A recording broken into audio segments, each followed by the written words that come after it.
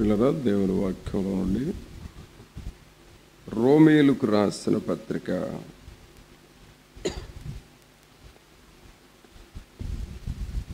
6వ అధ్యాయము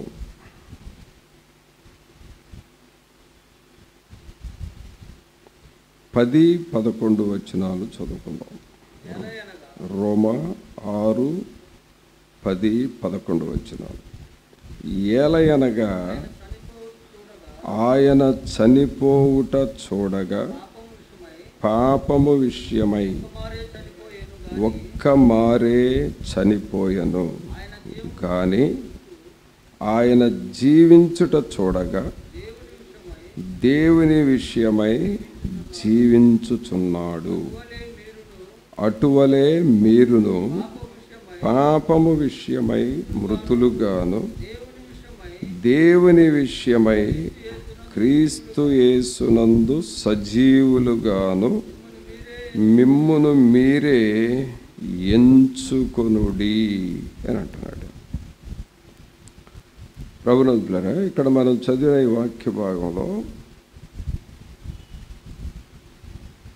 ఎంచుకొనుడి అని చెబుతా ఉన్నాడు.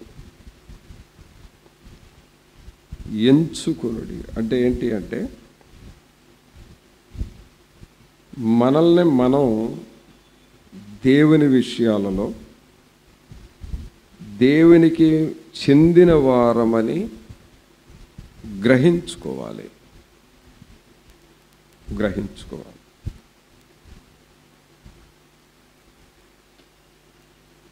రకరకాల డిపార్ట్మెంట్స్లో ఉద్యోగాలు చేసేవాళ్ళు ఉన్నారు.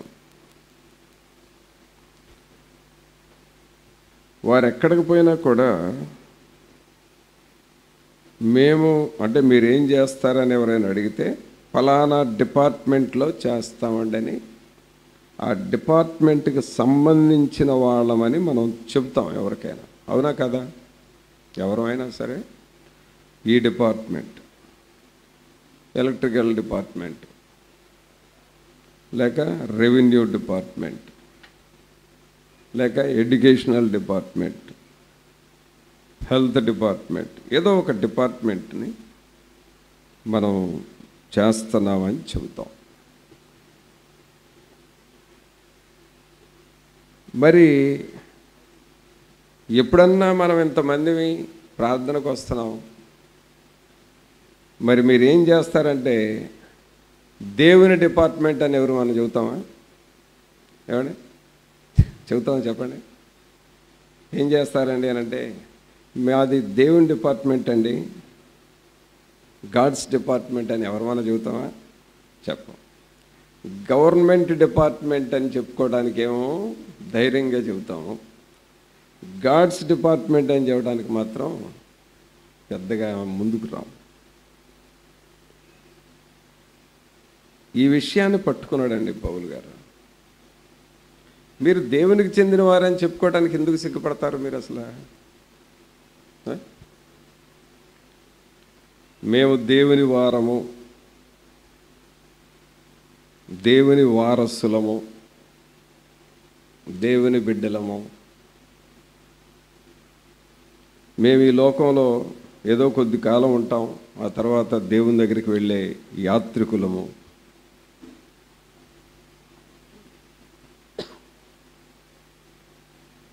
అని మీరు చెప్పుకోవాలి అని అంటాడు పౌలు గారు.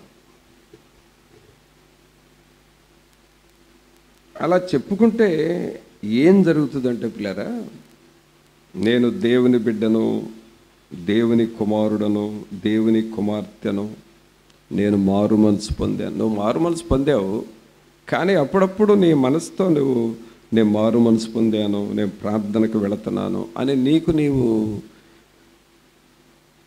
లోపల నువ్వు టీచ్ చేసుకోవాలి, చెప్పుకుంటా ఉండాలి.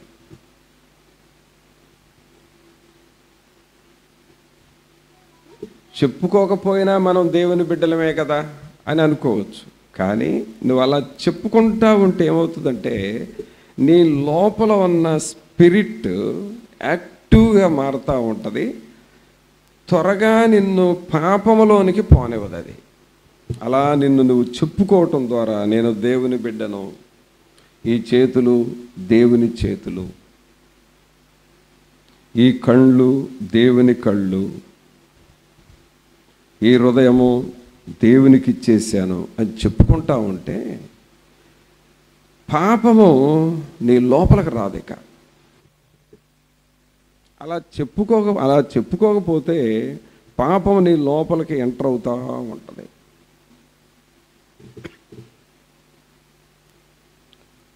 చాలామంది పాపములో పడిపోవటానికి కారణం ఏంటి అని అంటే వారు ఏమై ఉన్నారో వారికి తెలియక పడిపోతున్నారు. వారు ఏమై ఉన్నారో వారికి తెలిస్తే వారు పాపంలోకి వెళ్ళరు. తర్వాత మనం ఏమై ఉన్నామో మనకు తెలిస్తే మనం దేనికి భయపడం.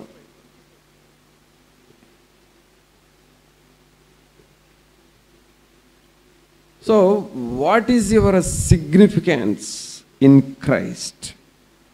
క్రీస్తులో అసలు నీ స్థానం ఏంటి అనేది నీకు తెలుసుకోవాలి.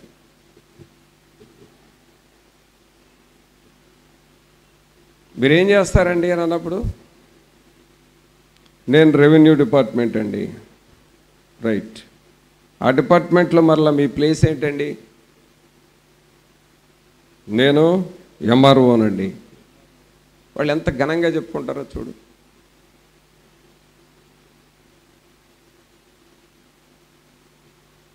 క్రీస్తులోకి వచ్చేసరికి ఏం చేస్తారండి? ప్రార్థనకి వెళ్తామండి. అది చెప్పడం కూడా ప్రార్థనకి వెళ్తామండి. మరి ఆ ప్రార్థనకి వెళ్తున్నారు, క్రీస్తులో మీ స్థానం ఏంటి? వెళ్తామండి, వెళ్తాం, కొంచెం ప్రభువుని నమ్ముకున్నామండి అంట. అంటే నువ్వు చెప్పే సమాధానంలోనే అసలు నువ్వేమై ఉన్నావు క్రీస్తులు అనేది ఐడెంటిఫికేషన్ నీకు ఉండట్లేదు.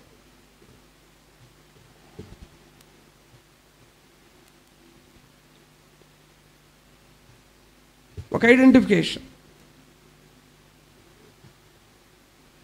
అలాగే ప్రియులారా, క్రీస్తు ప్రభువులో మన ఐడెంటిఫికేషన్ ఏంటి అని అంటే ఇక్కడ పౌలు గారు రాస్తున్నాడు 6వ అధ్యాయము 11వ వచనం చూస్తే, అటువలే మీరును పాపము విషయమై మృతులుగాను దేవుని విషయమై క్రీస్తు యేసునందు సజీవులుగాను మిమ్మును మీరు ఎంచుకొనుడి.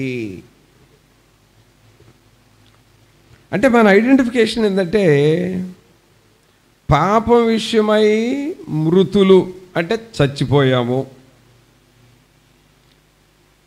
తర్వాత క్రీస్తు యేసునందు మనము సజీవులము, బ్రతికున్నాము. అది మన ఐడెంటిఫికేషన్. పాపం విషయంలో చచ్చిపోయాం, క్రీస్తు యేసునందు సజీవులం. ఇప్పుడు నేను ఎవరిని? పాపం విషయంలో చనిపోయాను, క్రీస్తు యేసునందు సజీవులుగా ఉన్నాను.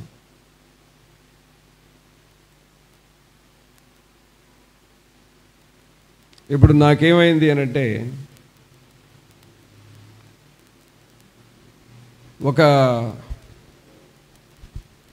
జస్ట్ ఏదో ఒక ఫంక్షన్ హాల్కి వెళ్ళాను. అక్కడ మనీ లేక గోల్డ్ నా ఎదురుగా ఎవరో మర్చిపోయి వెళ్ళారు. నేను దాన్ని చూశా. ఇది ఎవరిదా అని అనుకున్నాను. ఇది ఎవరిది కాదు. అంటే దానివాళ్ళు ఎవరో లేరు అక్కడ. ఏంటి ఇప్పుడు దీని పరిస్థితి? లోపలున్న పాపము, అంటే పాపం ఒకవేళ ఉంటే, నేను అనేది పాపం లోపల ఉంటే ఆ పాపం ఏం చెబుతుందంటే, నీకు కనపడింది కదా, తీసుకో, దాచుకో. ఒకవేళ నువ్వు దాచుకున్న తర్వాత ఎవరైనా వచ్చి ఇక్కడ మేము మర్చిపోయామండి, ఇక్కడ పెట్టాము, ఏమైపోయింది అని అంటే మాకు తెలియదని చెప్పు. నువ్వు తీయటం ఎవరో చూడలేదు కదా, నాకు తెలియదని చెప్పేసాయి. అని ఆ పాపం నేర్పిస్తూ ఉంటుంది. కానీ నీ ఐడెంటిఫికేషన్ క్రీస్తులోనూ మృతులుగా చచ్చిన వ్యక్తిగా ఉంటే ఏమంటావో తెలుసా? ఇది నాది కాదు, ఇలాగే ఆశించి తెచ్చుకొని ఆకాను దాన్ని దాచుకొని తన కుటుంబం అంతటికి శాపం సంపాదించుకున్నాడు. ఇలాగే ఆశించి ఇంటికి తెచ్చుకొని గహాజీ లేనిపోయిన ఆ కుష్టులు తెచ్చుకున్నాడు. ఇది మంద కాదు అని చెప్పి దానిని నీ దగ్గర ఉంచి ఎవరైనా సరే, అయ్యా ఇక్కడ ఇలా పెట్టామయ్యా, దీన్ని ఇలా మర్చిపోయాము, ఎవరైనా చూసారా తీసారంటే, నా దగ్గరే ఉందమ్మా, ఎవరిదా అడుగుతారా ఇద్దామని చెప్పి నా దగ్గరే ఉంచుకున్నాను అని దానికి 2-3 గుర్తులు అడిగి ఆ గుర్తులు ఐడెంటిఫికేషన్ కరెక్ట్గా చెబితే నువ్వు దాచిన సంచిలో నుండి తీసి ఇదిగోమ్మా తీసుకో అని అంటావు. అంటే అర్థం ఏంటంటే పాపం విషయమై నువ్వేమయ్యావు? మృతులుగా ఉన్నాము. పాపం విషయమై మృతులైపోయాం.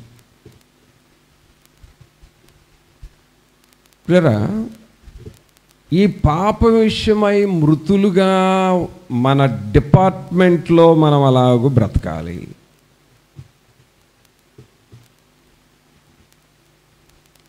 పాపం విషయమై మృతులుగా దేవునికి వ్యతిరేకమైన పనులు చేసే పరిస్థితులు మన దగ్గరకు వస్తాయి. అప్పుడు నీవు పాపం విషయమై మృతులుగా నువ్వు బ్రతకాలి. It is your identification in Christ. క్రీస్తులో నీ స్థానం అది. ఎవడో నేను పనికిమాల పని చేయడానికి ప్రేరేపించాడు,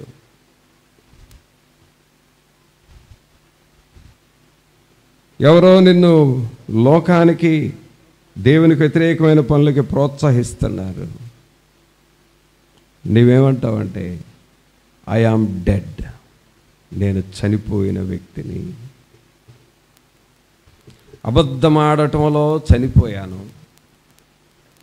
మోసం చేయటంలో చనిపోయాను, దేవునికి వ్యతిరేకమైన పనులు చేయటంలో చనిపోయాను.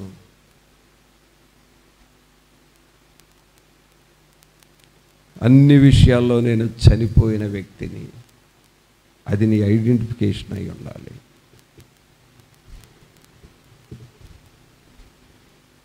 పౌలు గారు ఈ రోమా సంఘానికి అదే జ్ఞాపకం చేస్తున్నాడు 11వ వచనంలో. అటువలే మీరును పాపం విషయమై మృతులుగాను.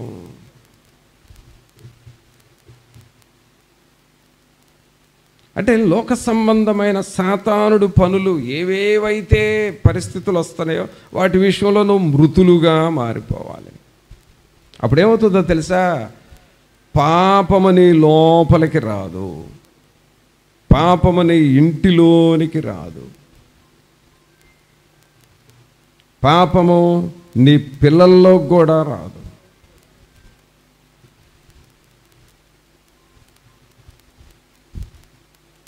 త్రాగుడు, ఇంకా వ్యర్థమైన పనులు, ఇవి చేసే అవకాశాలు వస్తాయి. కానీ నువ్వు చనిపోయిన వ్యక్తి అయితే ఇక అది నీ ఇంట్లోకి రాదు. అది నీ ఇంట్లోకి రాకపోతే ఏమవుతుందంటే దాని ద్వారా వచ్చే ఎఫెక్ట్ ఉంటుంది చూడండి, సైడ్ ఎఫెక్ట్. అంటే అది పాపం ద్వారా వచ్చేది రోగం కావచ్చు, మనశ్శాంతి లేకపోవడం కావచ్చు, లేకపోతే ఆర్థిక నష్టం కావచ్చు, లేకపోతే ఇంట్లో సమాధానం లేకపోవడం కావచ్చు. ఏదో ఒకటి ఈ పాపం ద్వారా వచ్చే సైడ్ ఎఫెక్ట్స్ అన్నీ కూడా మన కుటుంబాల్లో కంట్రోల్ అయిపోతాయి.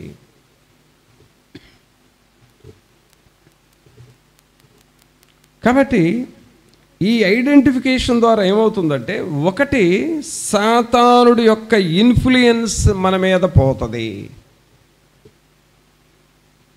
ఇక నీ మీద సాతానుడు పనిచేయలేడు. ఎందుకంటే నేను ఎంత ప్రేరేపించినా ఈ వ్యక్తి లోకానికి పాపానికి లోబడటం లేదు, తప్పుడు పనులు చేయట్లేదు, తప్పుడు పనులు మాట్లాడట్లేదు, ఈ వ్యక్తి అసలు పాపం వైపు చూసే వ్యక్తిగా లేదు అని చెప్పి సాతానుడు కూడా నీకు దూరం అయిపోతూ ఉంటాడు.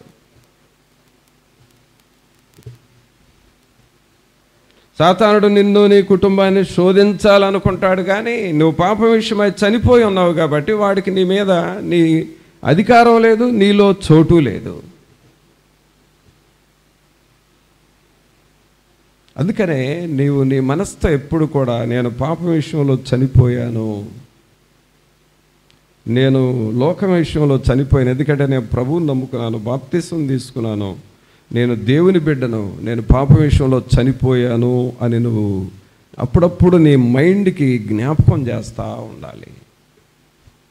పిల్లలు చూడండి, హోంవర్క్ చేయటం మర్చిపోతారు. పెద్దవాళ్ళు రే హోంవర్క్ చేసావా అని అంటే అర్రే మర్చిపోయినాను అప్పుడన్నా చేస్తారు. అలాగే నీ మైండ్తో నువ్వు చెప్తా ఉంటే నీ మైండ్ ఇక పాపం వైపుకు పోనివ్వదు నిన్ను.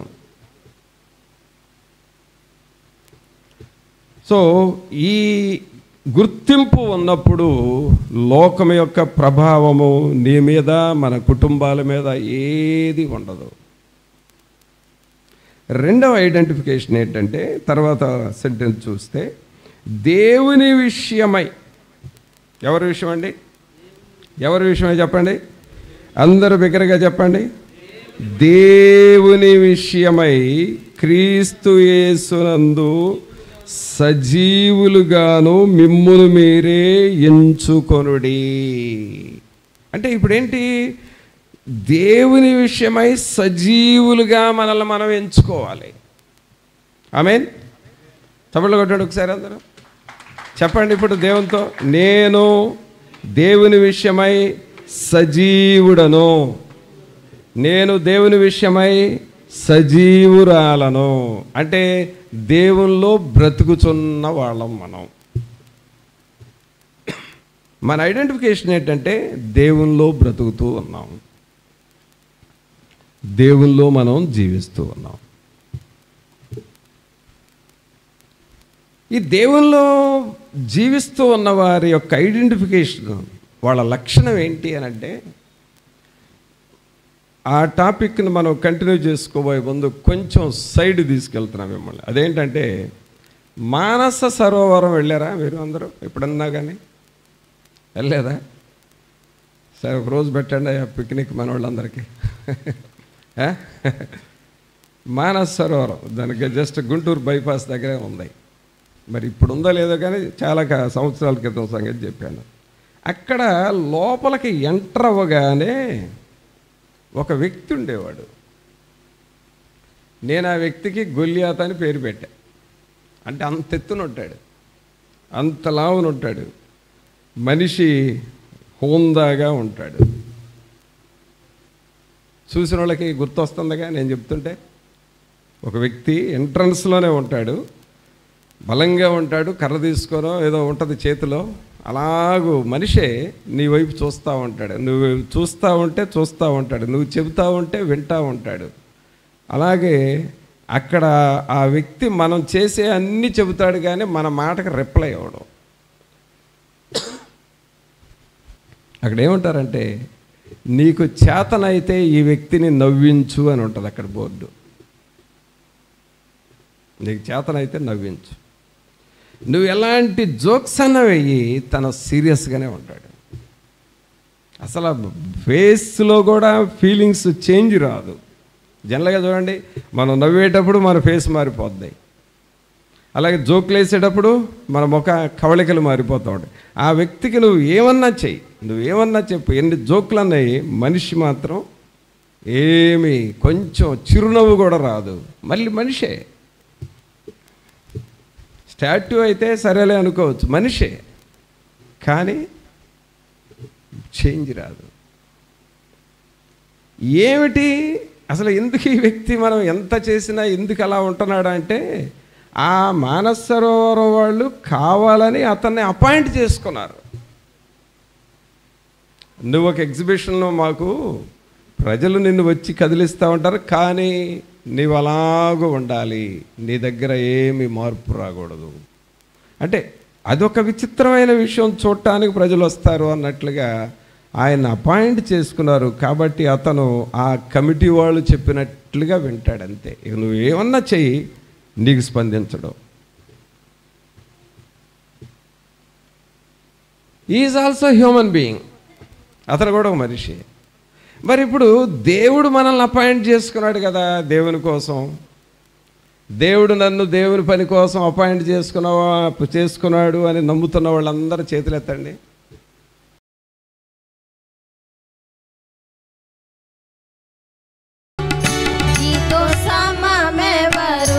నీలా ప్రేమించేదెవరు, నీలా క్షమించేదెవరు యేసయ్యా. నీలా పాపికై ప్రాణం పెట్టిన వారెవరు, నీలా పాపికై ప్రాణం పెట్టిన వారెవరు.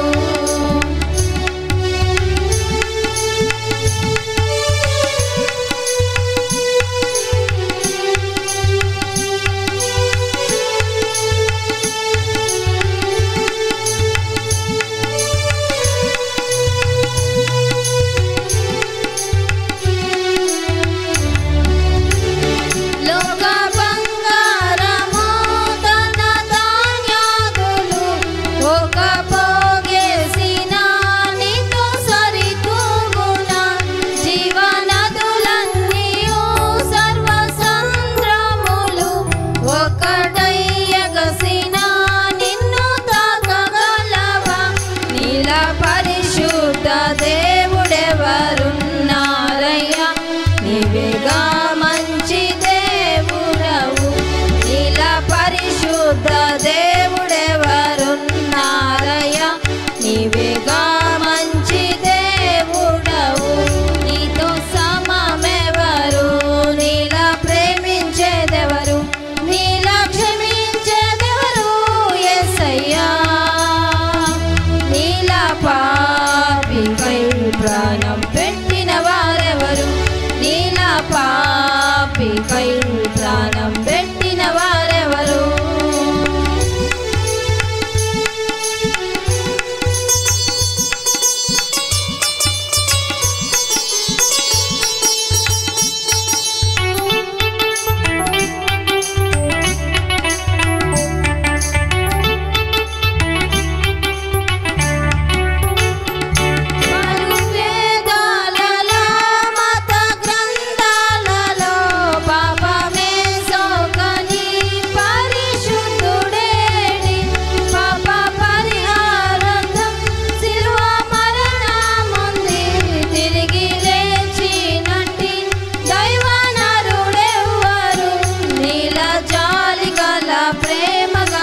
దేవుడేడి నీవేగా విమోచకుడావు, నీలా జాలి గల ప్రేమ గల దేవుడేడి నీవేగా విమోచకుడావు.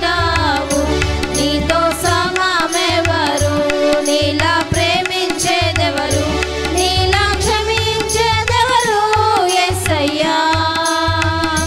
నీలా పాపికై ప్రాణం పెట్టిన వారెవరు, నీలా పాపికై ప్రాణం పెట్టిన వారెవరు.